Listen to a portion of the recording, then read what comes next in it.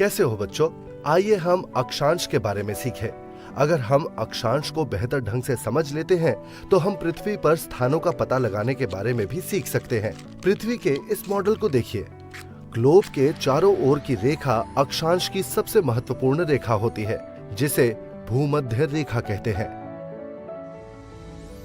क्या आप जानते हैं कि भूमध्य रेखा ग्लोब के चारों ओर एक काल्पनिक वृत्ताकार रेखा होती है, जो ग्लोब को दो बराबर भागों, उत्तरी गोलार्ध और दक्षिणी गोलार्ध में विभाजित करती है। भूमध्य रेखा के उत्तर की सभी समानांतर रेखाओं को उत्तरी अक्षांश कहा जाता है और इन्हें एन अक्षर द्वारा दर्शाया जाता है। इसी प्रकार भूमध्य रेखा के दक्षिण के सभी समानांतर रेखाओं को दक्षिणी अक्षांश कहा जाता है और एस अक्षर द्वारा दर्शाया जाता है। उदाहरण के लिए ऑस्ट्रेलिया में मेलबर्न और अमेरिका में सैन फ्रांसिस्को 37 डिग्री पर स्थित है। लेकिन अगर हम उन्हें ग्लोब पर ढूंढते हैं तो हम देखते हैं कि मेलबर्न 37 डिग्री दक्षिण में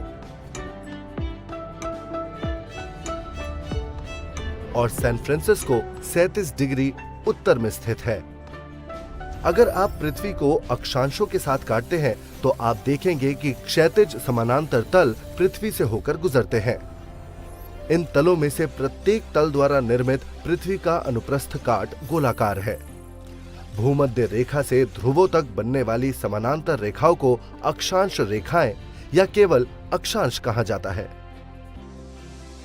तो बच्चों, अब आप जान गए होंगे कि अक्षांशों को समानांतर क्यों कहा जाता है। ऐसा इसलिए है क्योंकि प्रत्येक अक्षांश दूसरे अक्षांश के समानांतर होता है।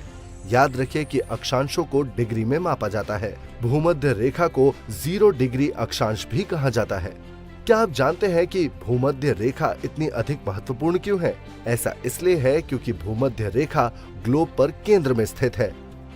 उत्तर में 90 अक्षांश और दक्षिण में 90 अक्षांश है। सबसे महत्वपूर्ण बात यह है कि सबसे लंबी परिधि या सबसे लंबा अक्षांश केंद्रीय रेखा है। तो बच्चों, अब हम देखेंगे कि ग्लोब पर अक्षांश कैसे बनाए जाते हैं। भूमध्य रेखा से दूर ग्लोब पर कोई भी बिंदु ले। पृथ्वी के केंद्र से उस बिंदु तक एक रेखा खींचे। भूमध्य रेखा के ऊपर उस बिंदु का उन्नयन कोण उसका अक्षांश होता है। एक ही वृत्त पर स्थित सभी बिंदुओं का एक सामान्य अक्षांश होता है, जो इस स्थिति में 15 डिग्री है। अब आप समझ सकते हैं कि अक्षांश को डिग्री में क्यों मापा जाता है। हम ये निष्कर्ष निकाल सकते हैं कि अक्षांश भूमध्य रेखा के उत्तर और दक्षिण की कोणीय दूरी है। इसीलिए भूमध्य रेखा से दूर जाने पर कोण 0 डिग्री से 90 डिग्री तक बढ़ता है और अक्षांशों की परिधि घटती है, जो ध्रुवों पर एक बिंदु तक सिकुड़ जाती है। इसीलिए उत्तरी ध्रुव को 90 डिग्री उत्तरी अक्षांश और दक्षिणी ध्रुव को 90 डिग्री दक्षिणी अक्षांश के रूप में दर्शाया जाता है। बच्चों, क्या ऐसा नहीं है कि उत्तरी ध्रुव और दक्षिणी ध्रुव अक्षांश है?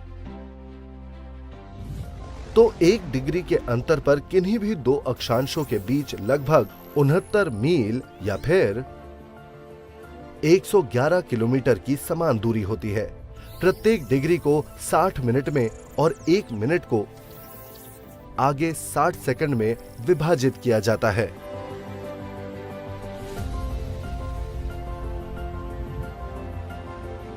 आइए 111 किलोमीटर की दूरी का उदाहरण लेते हैं। गया और छपरा के दो भारतीय शहरों को देखते हैं। ये दोनों बिहार में हैं। गया 24.7 डिग्री अक्षांश पर है और छपरा 25.7 डिग्री अक्षांश पर है।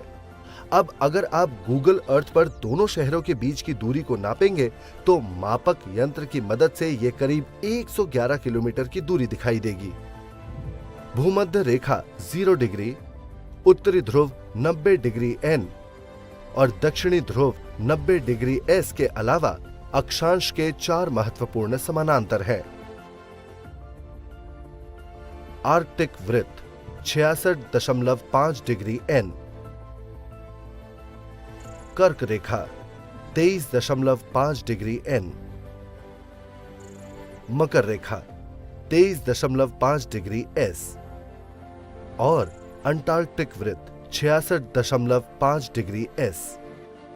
आइए जानें कि प्रमुख अक्षांशों को कैसे आरेखित किया जाता है। एक वृत्त बनाएं और इसे 2 भागों में विभाजित करें। यह विभाजन रेखा ही भूमध्य रेखा है। अब कोण मापक यंत्र की सहायता से उत्तर दिशा में 23 डिग्री का कोण बनाएं। उसके लिए आपको चांदे को भूमध्य रेखा के बीच में रखना है और 23.5 डिग्री का निशान इस तरह बनाना है। अब दोनों ओर इस प्रकार एक उन्नयन कोण बनाएं। अब 23.5 डिग्री के कोण वाले बिंदुओं को मिलाने वाली भूमध्य रेखा के समानांतर एक रेखा खींचें। ये होगी कर्क रेखा। अब उत्तर दिशा में 66.5 डिग्री का कोण बनाएं।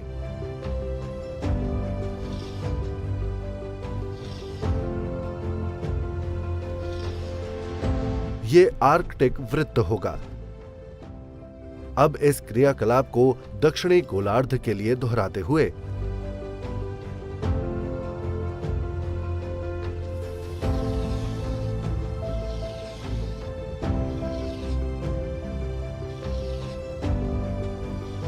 मकर रेखा और अंटार्कटिक वृत्त बनाएं।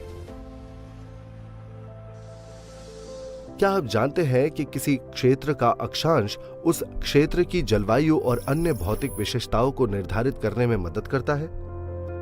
Thanks for watching. Please comment और लाइक करें और चैनल को सब्सक्राइब करना न भूलें। मिलते हैं नेक्स्ट वीडियो में।